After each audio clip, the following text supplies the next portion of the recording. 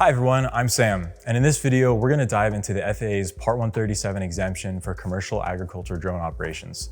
We'll go through the specifics of the Part 137 exemption, focusing on the conditions and limitations you'll need to know to stay compliant and operate safely. If you're new to this, don't worry, I'll do my best to keep it simple. And if you've already got your exemption, stick around for some insights to help you stay on track. This can feel like a lot to manage, forms, certificates, and training, but it's all doable, especially with the right guidance. By the end, you'll see how this fits into agriculture aviation and what it takes to make it work for you. Let's get started. What is a Part 137 exemption? Part 137 of the FAA's regulations governs agriculture aircraft operations, like air tractors or helicopters. Traditionally, this applies to manned aircraft, but as unmanned aircraft systems, or UAS, technology has advanced, the FAA has had to adapt to be able to include drones. Most agriculture drones weigh 55 pounds or more and can't operate under the standard Part 107 rules due to their size and complexity. That's where Section 44807 comes in. It's a special provision in federal law that allows the FAA to exempt certain UAS from typical certification requirements. This exemption blends Part 137's agriculture focus with Section 44807's flexibility, letting operators like us use larger drones for commercial ag work without needing an airworthiness certificate for each aircraft. For those of you with this exemption or hoping to get it, sticking to these conditions and limitations isn't just a box to check. It's the key to keeping your operation running smoothly and legally. The FAA has laid out a clear playbook here, and following it keeps you on the right side of the law. Miss something, and you risk a suspension or even losing your exemption altogether. That's not just a headache, it could stall your work right when you need it most, like mid-season spraying. On the flip side, staying compliant means safer flights, fewer surprises, and peace of mind knowing you're covered if the FAA comes knocking. It's a lot to juggle, training, inspections, NOTAMs, but you don't have to figure it out all alone. Whether you're already flying or just planning ahead, having a solid grasp on these rules, or a little help to explain them, lets you focus on the job without sweating the details. So how do you get rolling with this exemption? Let's break it down into the essentials you'll need to kick things off. First and foremost, you'll need a Part 107 remote pilot certificate. That's the FAA's baseline for drone operators. And we'll need that certificate number to move forward with your exemption application. Next, you'll need a drone registered with the FAA. Once it's registered, you'll get an N number, kind of like a license plate for your drone. And that's another piece we'll need to include in the paperwork. From there, it's about filing a petition for exemption with the FAA, where we request relief from specific regulations, like the ones we're going to cover today, to fit your agriculture operations. That part can get a little tricky with all the details involved, but it's totally manageable and it's something folks like us can handle for you if you want to save some time and frustration. Once that's submitted, you're on your way to getting approval. It's a few steps, but with those basics in place, Part 107 certificate, registered drone, and a solid petition, you're setting the stage to scale up your ag work with drones. Now let's dive into the specific conditions and limitations that govern Part 137 UAS operations. These items are directly taken from an exemption that was approved in January of 2025. The term operator used in this video has replaced the company name associated with the exemption. Let's begin. Condition and limitation number 1. This exemption is non-transferable. Only the operator may conduct operations in accordance with this exemption. This provision establishes that the exemption is exclusively granted to the designated operator. It cannot be transferred to another individual or entity, ensuring that only the approved party conducts operations under this authority. Condition and limitation number 2. The operator must obtain an agricultural aircraft operator certificate under Part 137 by submitting FAA Form 8710-3, copy enclosed, and the operator's exemption number to UAS 137 certificates at FAA.gov. Please note, the name of the person or entity on the 8710-3 application must match the operator's name. To conduct agriculture operations under Part 137, the operator must secure a certificate by submitting FAA Form 8710-3 along with the specified exemption number to the FAA. The name on the application must precisely match the operator name in the exemption, ensuring consistency and traceability in the certification process. This document can be emailed into the FAA and is usually a much faster process than attaining your exemption. Condition and limitation number 3.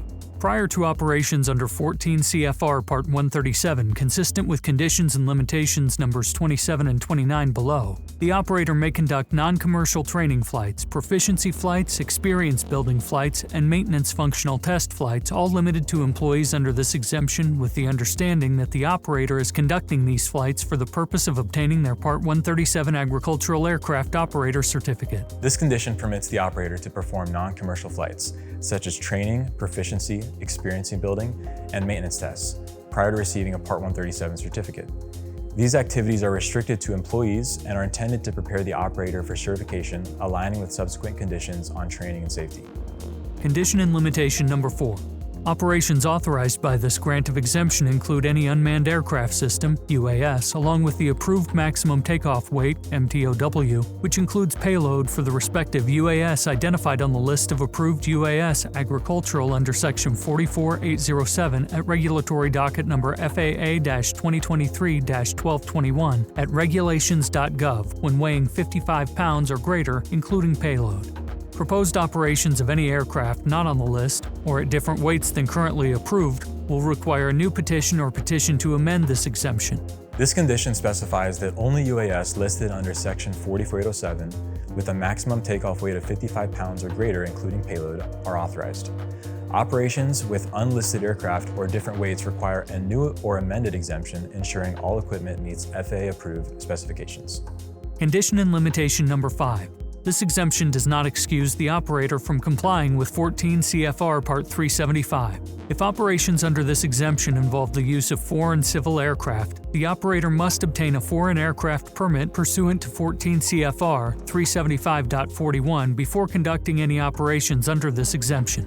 Application instructions are specified in 14 CFR 375.43. If a foreign civil aircraft is used, the operator must comply with Part 375 and obtain a foreign aircraft permit before operating.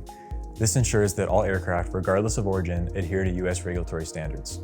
Condition and limitation number 6. The unmanned aircraft, UA, may not be operated at a ground speed exceeding 30 miles per hour or at a speed greater than the maximum operating speed recommended by the aircraft manufacturer, whichever is lower. This establishes a speed restriction for the unmanned aircraft, limiting ground speed to 30 miles per hour or the manufacturer's recommended maximum, whichever is less.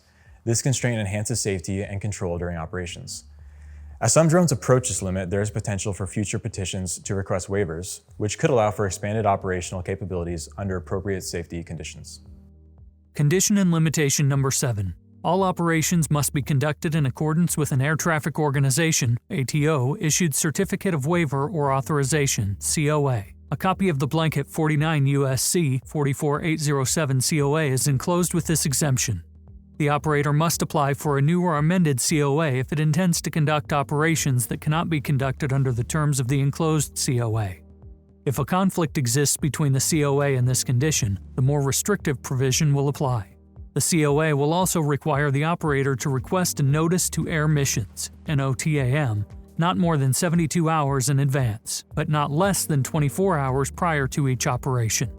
Unless the COA or other subsequently issued FAA authorization specifies an altitude restriction lower than 200 feet above ground level (AGL), operations under this exemption may not exceed 200 feet AGL. Altitude must be reported in feet AGL. All operations require an ATO-issued COA, which governs airspace use. A blanket COA is provided, but deviations necessitate a new or amended COA. NOTAMs must be filed within a specified time frame, and unless otherwise restricted, operations are limited to 200 feet AGL, reported as such to ensure compatibility with air traffic management. Condition and limitation number 8. The pilot in command, PIC, must be designated before the flight and cannot transfer their designation for the duration of the flight. In all situations, the operator and the PIC are responsible for the safety of the operation. The operator must ensure the POC follows all applicable conditions and limitations as prescribed in this exemption, an ATO-issued COA, and operate in accordance with the operating documents as defined in the conditions and limitations in this exemption. The UA must be operated within the visual line of sight, VLOS, of the PIC at all times.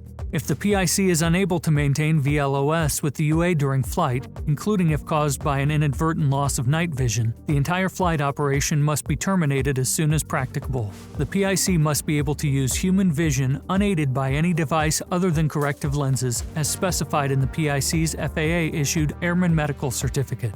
The PIC, which stands for Pilot in Command, is designated prior to flight and retains responsibility throughout. sharing safety accountability with the operator or exemption holder. The UAS must remain within the PIC's visual line of sight using unaided vision, except corrective lenses. And operations must cease if visual line of sight is lost, ensuring continuous oversight. Condition and limitation number 9. The PIC may manipulate flight controls in the operation of no more than 3 UA at the same time. Proposed operation of more than 3 UA at the same time by one PIC requires a new petition or a petition to amend this exemption. A single PIC may control up to 3 UAS simultaneously.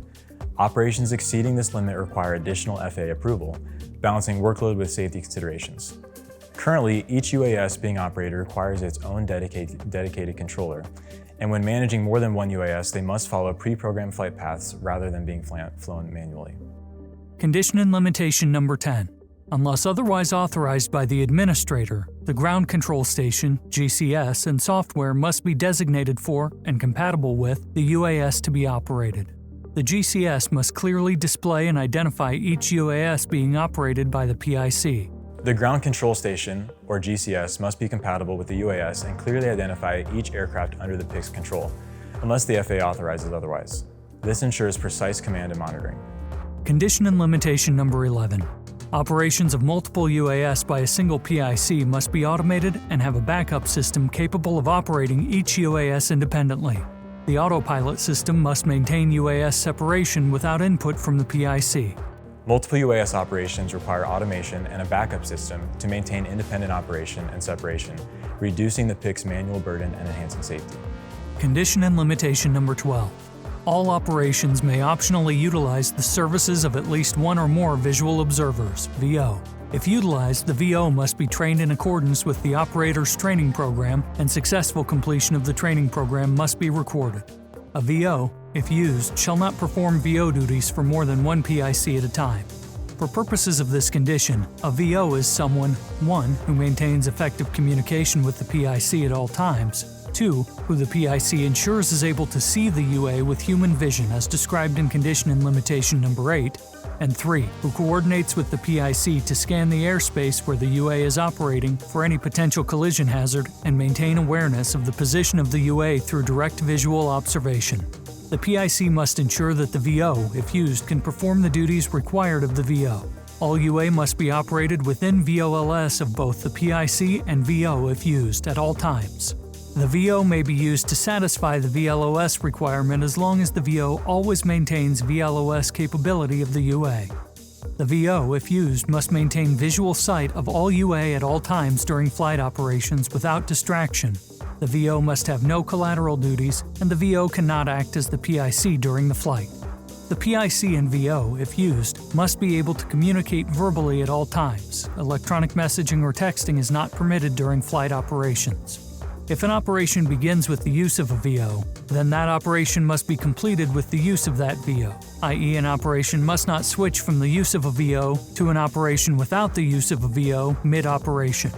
If either the PIC or a VO, if used, is unable to maintain VLOS with the UA during flight, including if caused by the inadvertent loss of night vision, the entire flight operation must be terminated as soon as practicable. Visual observers are optional, but if used must be trained, dedicated to one PIC, and in constant verbal communication. They assist in maintaining visual line of sight, scanning for hazards, and must remain focused without additional duties.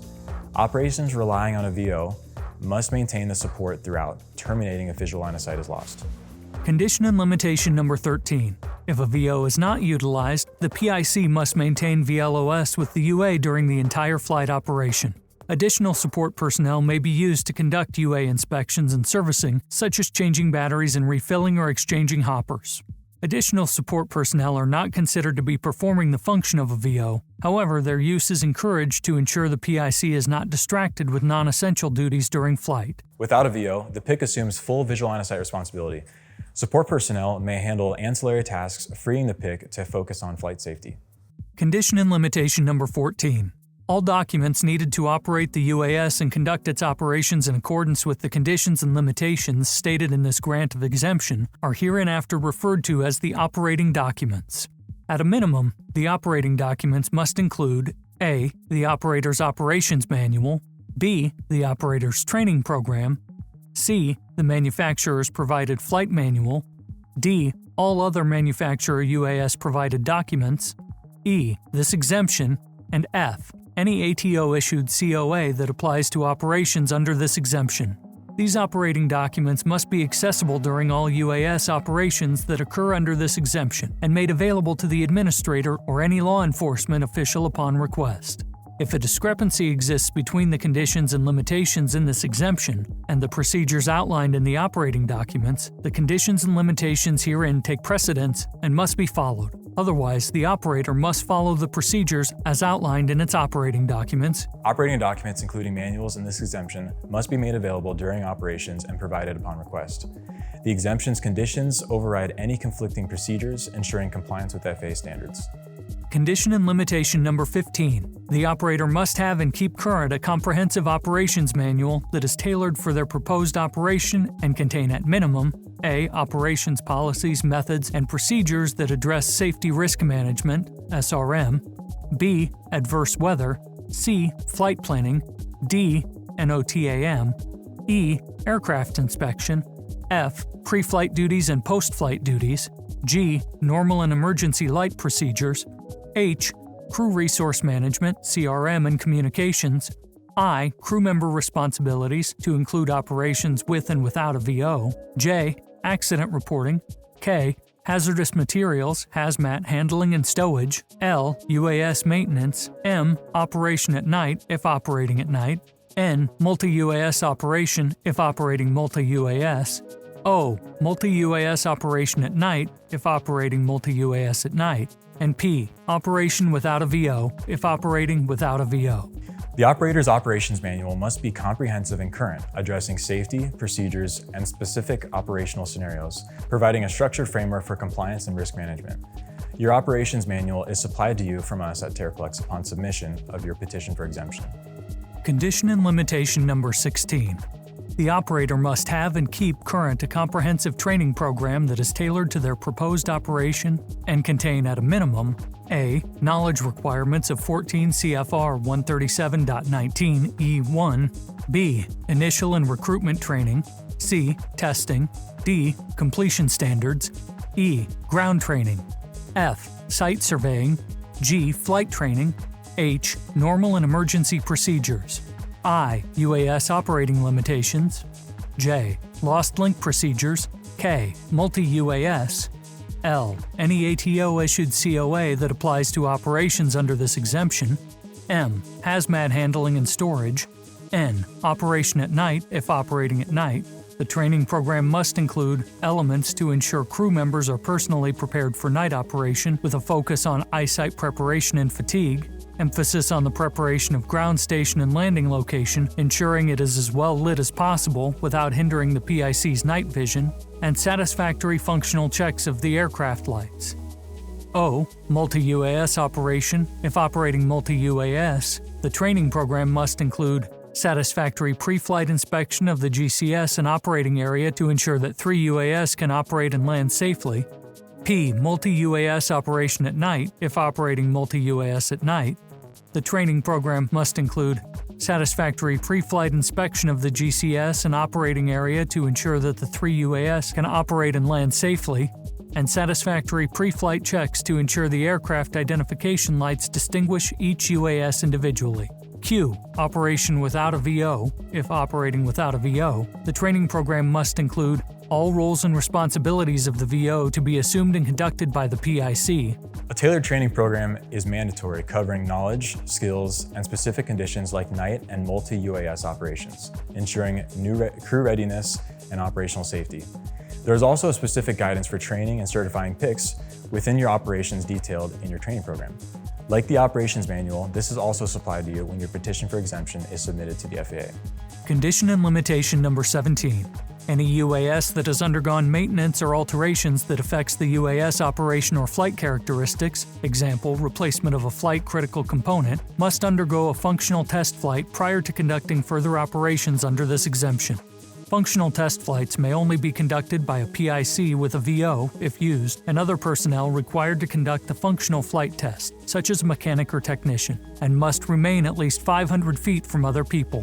The functional test flight must be conducted in such a manner so as not to pose an undue hazard to persons and property. Post-maintenance UAS require a functional test flight to verify airworthiness, conducted safely at least 500 feet from non-participants, mitigating risks to persons and property. Condition and limitation number 18. The operator is responsible for maintaining and inspecting all aircraft to be used in the operation and ensuring that they are all in a condition for safe operation. The operator bears responsibility for ongoing maintenance and inspections, ensuring all UAS remain in a safe operating condition throughout their use. Condition and limitation number 19. Prior to each flight, the PIC must conduct a pre-flight inspection and determine the UAS is in a condition for safe flight. The pre-flight inspection must account for all potential discrepancies, such as inoperable components, items, or equipment. If the inspection reveals a condition that affects the safe operation of the UAS, the UA is prohibited from operating until the necessary maintenance has been performed and the UA is found to be in a condition for safe flight. The PIC must perform a thorough pre-flight inspection, prohibiting flight if any safety issues are detected until resolved, ensuring operational integrity. Terraplex has made available non-UAS specific checklists that satisfy safety requirements in accordance with this condition. Condition and limitation number 20. The operator must follow the UAS manufacturer's operating limitations, maintenance instructions, service bulletins, overhaul, replacement, inspection, and life limit requirements for the UAS and UAS components. Each UAS operated under this exemption must comply with all manufacturer's safety bulletins. Maintenance must be performed by individuals who have been trained by the operator in proper techniques and procedures for these UAS. All maintenance must be recorded in the UAS records, including a brief description of the work performed, date of completion, and the name of the person performing the work. Adherence to manufacturer guidelines is mandatory, with trained personnel documenting all maintenance to maintain airworthiness and compliance. Condition and limitation number 21. A PIC must hold a remote pilot certificate with a small UAS rating issued under Part 107. The PIC must meet the requirements of Section 107.65, Aeronautical Knowledge Recency.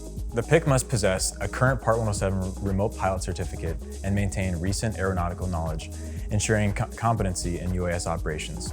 Part 107 certification is valid for 2 years, then biannual recertification training is required and provided by the FAA online. You will not need to redo the in-person exam that you did for initial certification. Condition and limitation number 22. For all night operations, the PIC must maintain a minimum third-class medical certificate and not have any night operating limitations on their FAA-issued Airman Medical Certificate, nor any medical condition that interferes with night vision, and must be able to perceive those colors necessary to correctly distinguish the UA's position and orientation at night. If you plan to fly at night, you or any PIC operating the drone will need to hold a valid third-class medical certificate with no restrictions.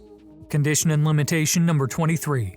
Except as provided in condition and limitation number 24, the PIC must hold at least a current FAA third-class Airman Medical Certificate. The PIC may not conduct the operation if the PIC knows or has reason to know of any medical condition or taking any medication or receiving treatment for a medical condition that would make the PIC unable to meet the requirements for at least a third-class Medical Airman Medical Certificate if the PIC is exercising the privileges of that Airman Certificate. A VO, if used, or any other direct participant shall not participate in the operation if they know or have reason to know of any physical or mental condition that would interfere with the safe operation of the UAS. Unless operating in circumstances which condition number 24 will explain, the PIC is required to hold a current third-class medical certificate. Participating crew members must not have any known physical or mental condition that might interfere with safe operations.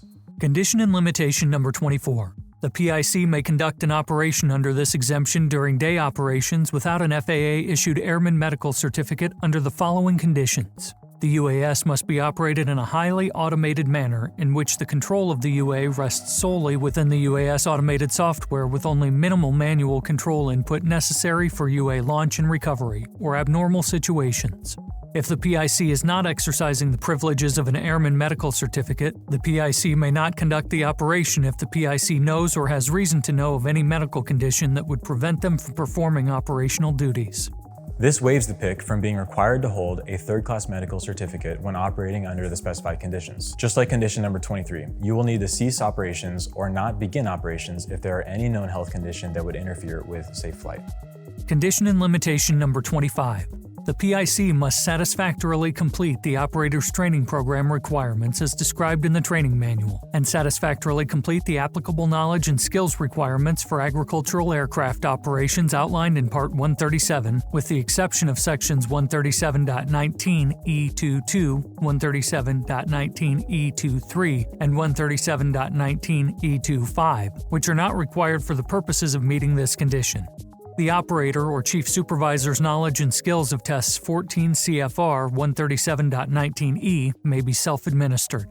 Documentation of satisfactory completion of both the training program and the knowledge and skills tests of Section 137.19E must include the date of the test, as well as the PIC's name, FAA pilot certificate number, and legal signature. This documentation must be provided to the FAA upon request. The PIC must complete the operator's training and Part 137 knowledge and skills requirements, with noted exceptions, with self-administered tests documented and available for FAA review. Your Terraplex provided training manual has specific guidance on how to conduct these internal self-administered tests.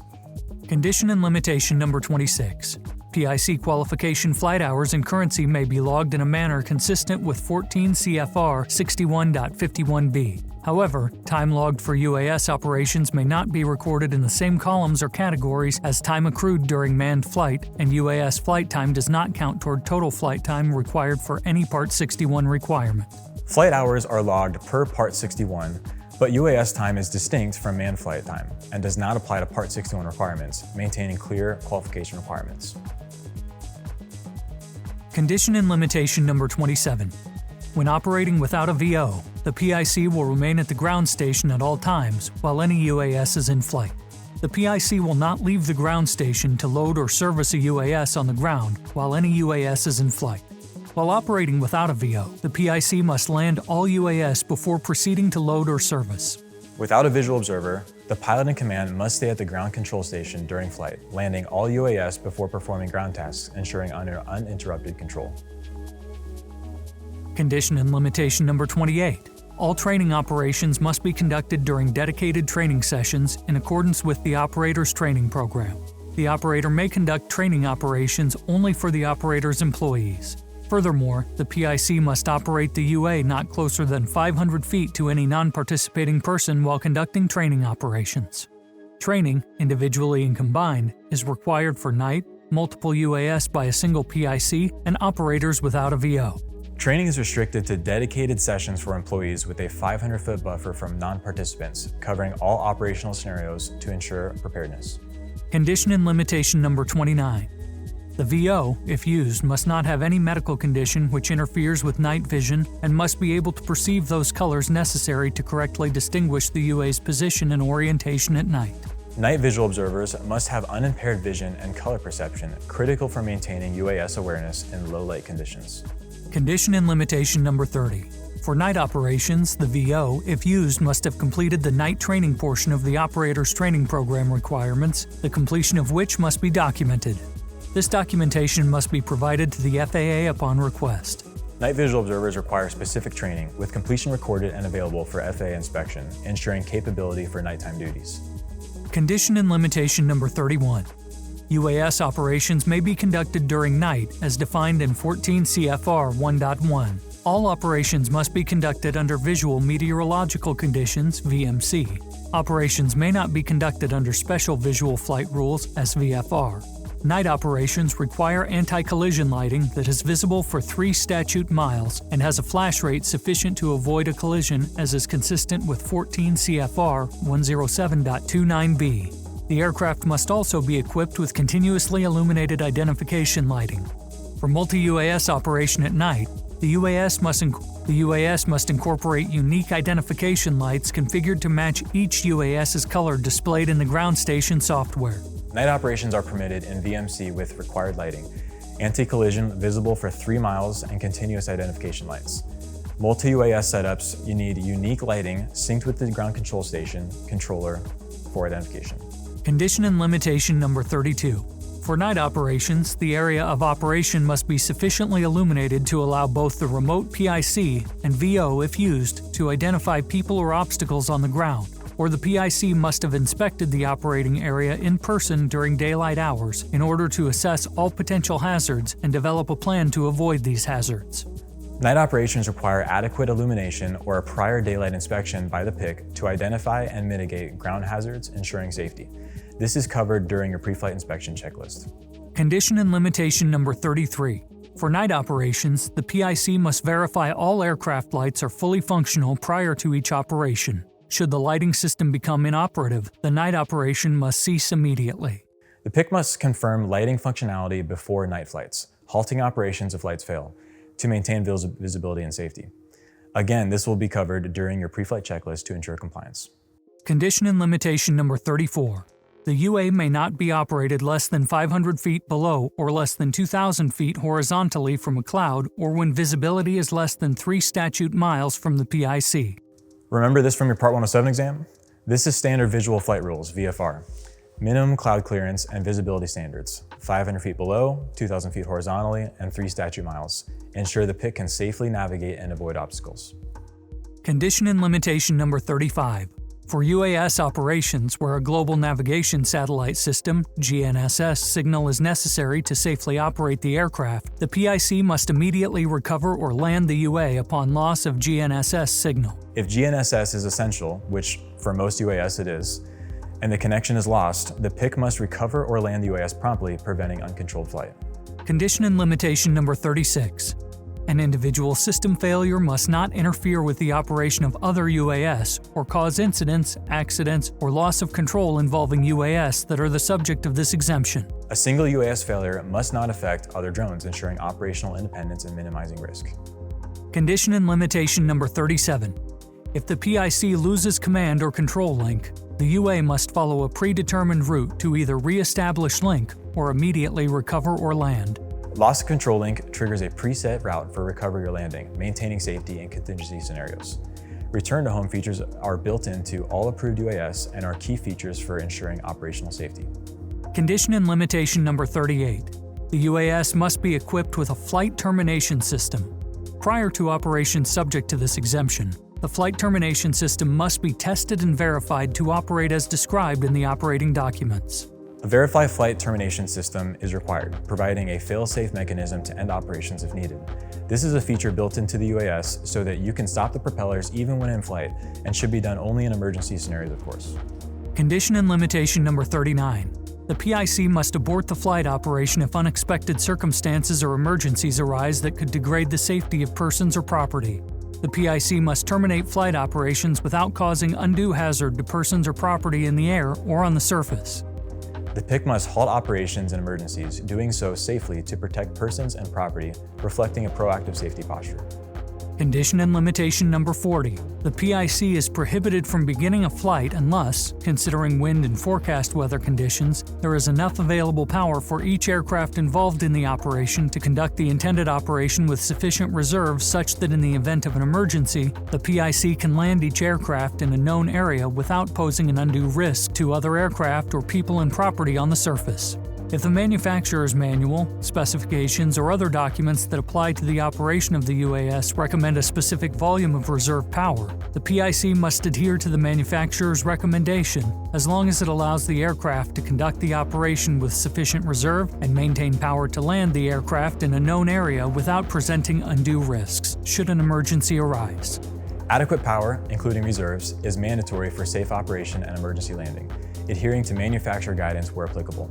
For most UAS we operate, it is crucial to set the minimum battery warning level to an adequate amount so that you can return home regardless of where you are at during flight.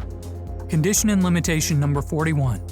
Documents used by the operator to ensure the safe operation and flight of the UAS and any documents required under 14 CFR 91.9, 91.203, and 137.33 must be available to the PIC at the GCS of the UAS anytime any UA operates in accordance with this exemption. These documents must be made available to the administrator or any law enforcement official upon request. Required documents must be accessible at the ground control station and provided upon request, ensuring regulatory transparency and compliance.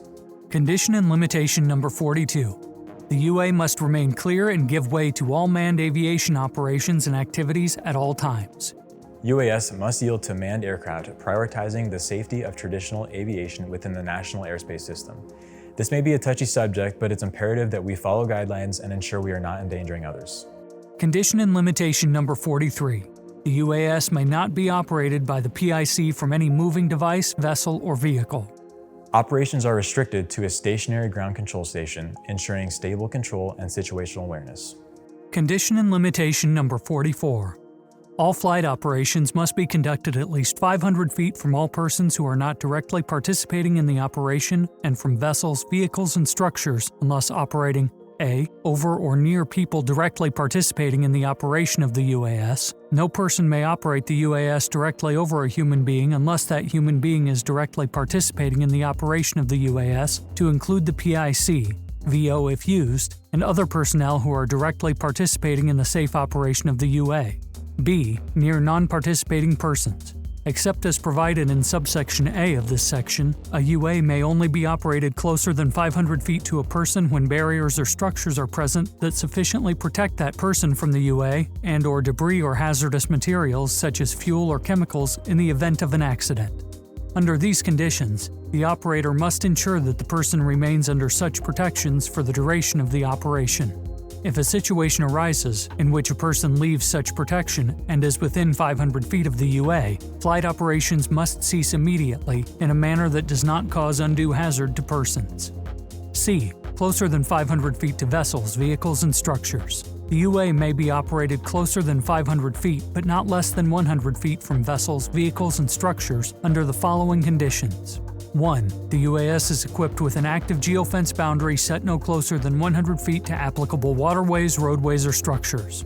2. The PIC must have a minimum of 7 hours experience operating the specific make and model UAS authorized under this exemption, at least 3 hours of which must be acquired within the preceding 12 calendar months. 3. The PIC must have a minimum of 25 hours experience as a PIC in dispensing agricultural materials or chemicals from a UA. 4. The UA may not be operated at a ground speed exceeding 15 miles per hour. 5. The UA altitude may not exceed 20 feet AGL.